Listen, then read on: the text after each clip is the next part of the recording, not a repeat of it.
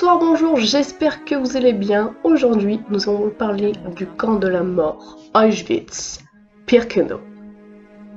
Il y a 8 ans de cela, je suis allée remonter le temps. Dans un lieu, il y a eu une sombre histoire, durant le Troisième Reich.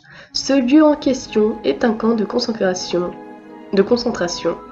et d'extermination qui s'intitule Auschwitz-Birkenau. Je vais vous faire part de ce que j'ai vu de mes propres yeux. Cet endroit me tient vraiment à cœur, car j'ai vu et entendu des histoires horribles, et je tiens beaucoup à une personne qui est venue témoigner dans mon village. Pour commencer, Auschwitz-Birkenau se trouve en Pologne sous l'occupation allemande en septembre 1939. Il se situe à une centaine de kilomètres de Cracovie, à l'ouest. Situé dans la ville polonaise de Birkenau, le camp fondé en 1940 était constitué de 22 bâtiments en briques appelés des baraques, construits durant la Première Guerre mondiale et utilisés par l'armée polonaise jusqu'en 1939.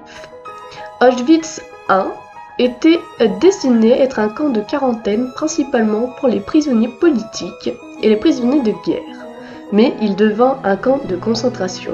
Il pouvait contenir entre 16 000 et 20 000 prisonniers, contenir, façon de parler. Les conditions des prisonniers étaient insupportables, car premièrement, ils mouraient de faim, deuxièmement, dans les baraques il n'y avait qu'un seul poêle pour les chauffer, et du coup ils mouraient de froid, voire pas du tout de poêle, c'est pour ça qu'ils mouraient de froid tout simplement, et troisièmement, ils dormaient entassés les uns contre les autres, comme si c'était des bêtes de foire. Pour ma part, quand j'ai visité ce camp de concentration, devant l'entrée, ça m'a beaucoup impressionné, car il y avait une banderole, soi-disant pour embobiner les personnes qui viennent d'arriver, car les gens qui venaient d'arriver avaient leur valise, donc ils pensaient qu'ils allaient vivre ici. Et si par chance, entre guillemets par chance, ils arrivent à être sélectionnés, ils étaient dans la merde tout simplement, parce que ce panneau indiquait tout simplement Arbeit macht frei, ce qui veut dire le travail rend libre. Mais ce ne fut pas le cas. Le camp fut créé dans une caserne polonaise d'artillerie abandonnée. Au départ, il y avait 21 bâtiments, auxquels 7 autres furent ajoutés par la suite. Le but de ce camp était l'isolement et la liquidation des résidents polonais, tout simplement. Au début, on emprisonnait surtout des Polonais, membres de l'élite ou de la résistance, mais également des gens ordinaires raflés dans les rues.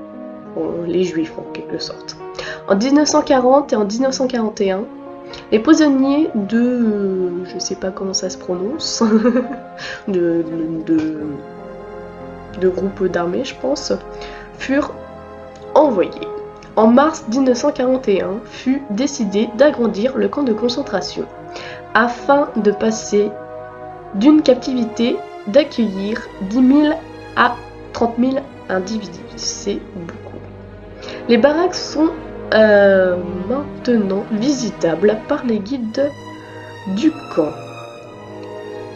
Les guides du camp nous a montré des choses qui sont parfois choquantes, voire horribles.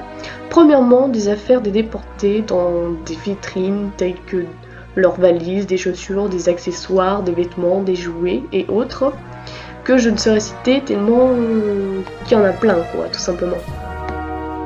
Il y avait aussi des vitrines où tous les cheveux des prisonniers qui étaient déportés, où il y avait en tout 7 tonnes. Quand je l'ai vu, j'ai failli... Quand je l'ai vu, j'ai failli tomber dans les pommes tellement que c'était horrible de voir cela. Et actuellement, j'ai l'image là, juste à côté, et que là, ça me rappelle quand je l'ai vu la première fois. Du coup, ça me... Voilà, tout simplement. Je pense que vous savez pas ce qu'ils en faisaient des cheveux. Je pense pas. Donc du coup, je vais vous y répondre. Les Allemands envoyaient les cheveux des déportés dans des usines afin de les utiliser pour fabriquer des matelas, des poches en soie, voire des vêtements. Il faut être sans cœur pour faire des atrocités pareilles. À l'intérieur du camp, on peut trouver quasiment à tous les coins de baraques de grands poteaux où l'on pendait des déportés qui ne voulaient pas obéir au travail forcé. Puis nous retrouvons tout le long du camp des longs chemins avec des filets barbelés électrifiés à plusieurs watts pour pas que les prisonniers s'échappent, et que deuxièmement les Allemands pouvaient tirer sur les prisonniers qui se rebellent, et si plusieurs déportés s'imposaient, ils allaient au mur de la mort pour être fusillés. Et pour finir, l'endroit le plus effroyable et le plus horrible du camp, le four crématoire. Les chambres à gaz pour, soi-disant, prendre une douche, qui ont été détruites par les Allemands pour cacher les preuves. Il reste seulement un four crématoire dans ce camp, mais cela a été horrible quand j'y suis rentrée pour ma part. Il y avait une odeur immonde, dont je ne saurais expliquer, qui m'a pris le nez et j'étais obligée de sortir de la salle tellement que ça m'a donné la nausée, quoi. C'était horrible. Je sais pas, je pouvais pas rester dans cette salle, genre dans cette salle où il y avait les fours crématoires, où l'on brûlait les gens qui étaient gazés, tout simplement. Parallèlement, les nazis décident de construire un camp beaucoup plus important, Auschwitz II, s'intitulait Birkenau, appelé aussi l'usine de la mort, censé accueillir les prisonniers de la guerre soviétique, car soi-disant le premier camp n'était pas assez grand pour accueillir les prisonniers. Le 3 septembre 1941, il fut procédé de la première exécution massive par le gaz Zyklon B, qu'on utilise pour autre chose maintenant. 600 000 prisonniers de la guerre soviétique et 250 000 Polonais furent assassinés. Le camp se situe à 3 km d'Auschwitz I, à l'emplacement du village de Birkenau, détruit pour construire le camp, d'une capacité théorique de 1000 détenus. Il s'étend sur une superficie de 170 hectares. Un camp de la mort qui s'étend sur 170 hectares. Il comprend dans sa configuration finale trois parties laguées, où le camp des femmes, le camp des hommes et le camp de d'autres prisonniers. Chacun de ces laguets s'est entouré de murs barbelés électrifiés à haute tension. Le premier transport prisonnier, composé quasi exclusivement de civils polonais, arriva en juin 1940. À la même époque, l'administration SS s'installa dans le camp. En gros, c'est la milice allemande. En gros, ouais, c'était la milice allemande. En gros, c'était ça, quoi. Je sais pas comment expliquer. Le 1er mars 1941, la population du camp s'élevait jusqu'à 10 900 prisonniers. Déjà à cette époque, la réputation d'Auschwitz en tant que de centre d'exécution de masse était établie. Himmler visita Auschwitz en mars 1941 et ordonna son agrandissement afin de pouvoir contenir 30 000 prisonniers. Himmler ordonna également la construction d'un second camp pour 100 000 prisonniers sur le site du village Birkenau, à environ 4 km du camp principal. Cet énorme camp était l'origine prévue pour des prisonniers de guerre russes destinés à servir les main-d'œuvre gratuite à la SS en Haute-Silésie. Le géant de l'industrie chimique IG Farben exprima rapidement son intérêt pour cette main-d'œuvre.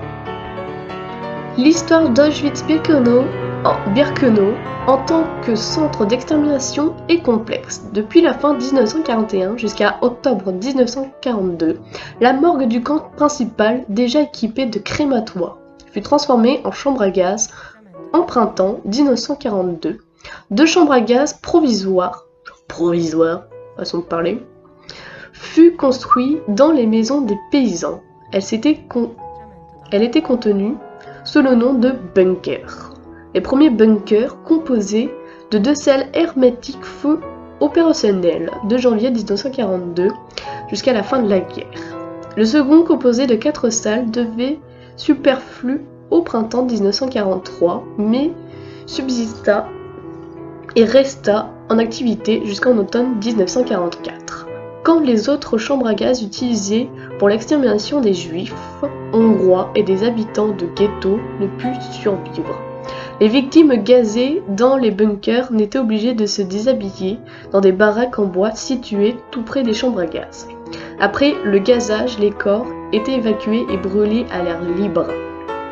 Entre janvier 1942 et mars 1943, 175 000 juifs y furent exterminés, dont 105 000 en janvier et mars 1943.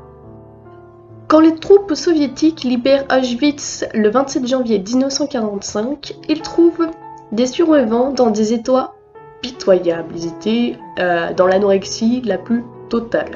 Ils découvrirent en même temps 836 525 vêtements féminins, 348 820 vêtements masculins, 43 525 paires de chaussures, ainsi que de nombreux incroyables de brosses à dents, miroirs et autres effets personnels. Il découvrit de même 460 prothèses et 7 tonnes de cheveux humains provenant des victimes gazées. Dans le camp Auschwitz-Birkenau, il y a maintenant, à la place des chambres à gaz, une plaque commémorative traduite en 21 langues pour rendre hommage aux déportés du camp. Il y est écrit que ce lieu où les nazis ont assassiné 1,5 million de personnes, de femmes et d'enfants, en majorité des juifs de divers pays d'Europe, soit jamais pour l'humanité un cri de désespoir et d'avertissement. Pour ma part, Auschwitz m'a beaucoup marqué et cela restera toujours gravé dans ma mémoire. Imaginez-vous, vous arrivez dans un lycée ou collège et qu'il n'y ait plus personne, il reste seulement vous. On aurait pu ainsi s'imaginer un voyage sans retour vers Auschwitz. Ce camp d'extermination, le camp de la mort Auschwitz-Birkenau, me rappelle aussi d'un film tiré d'une histoire vraie qui s'appelle Elle s'appelait Sarah, dont Jean-Jacques Goldman a fait une chanson Comme toi qui parle exactement de toute l'histoire que je vous ai racontée. Je pense aussi à Simone Veil qui a survécu là-bas et qui a dû vivre des atrocités et vivre dans une condition qu'on ne pourrait pas imaginer et qu'on pourrait pas comprendre, je pense aussi. Je me rappellerai toujours de Rachel Jagley, je sais plus comment ça se prononce, et de sa petite sœur qui est venue témoigner dans mon village quand j'étais en primaire et dans mon collège. Son histoire m'a fortement émue et bouleversée, dont une plaque commémorative a été mise dans mon village pour rendre hommage à la famille Monsieur et Madame Moi qui l'a cachée durant cette période-là, durant la Deuxième Guerre mondiale. Et que s'il fallait, moi pour ma part, je rendrais volontiers hommage à cette personne qui est venue témoigner. Donc voilà, j'espère que cette vidéo vous aura plu et que cette vidéo me tenait vraiment à cœur de le faire. Donc je pense que peu de personnes savent sur l'histoire de Auschwitz-Birkenau et que j'ai voulu absolument faire cette vidéo parce que je l'ai visité étant très petite et que peu de personnes savent cette histoire-là, ce qui s'est passé à cet endroit-là, et que ça me touche énormément. Même là, juste le fait d'en parler, là j'ai revu cette image qui m'a actuellement retourné le ventre, et que au moins vous en savez plus, tout simplement. Donc j'espère que cette vidéo vous a plu, donc n'hésitez pas à partager cette vidéo, à la commenter ou à aimer tout simplement cette vidéo, ça me ferait extrêmement plaisir, et que faites aussi du bouche à oreille pour que j'avance sur YouTube, genre que j'avance, pas forcément, mais au moins, même si il y a peu d'abonnés et tout ça, je m'en fous totalement, et que ça me ferait extrêmement plaisir. tout simplement de partager ça. Donc passez une heureuse journée ou une agréable soirée. Bisous.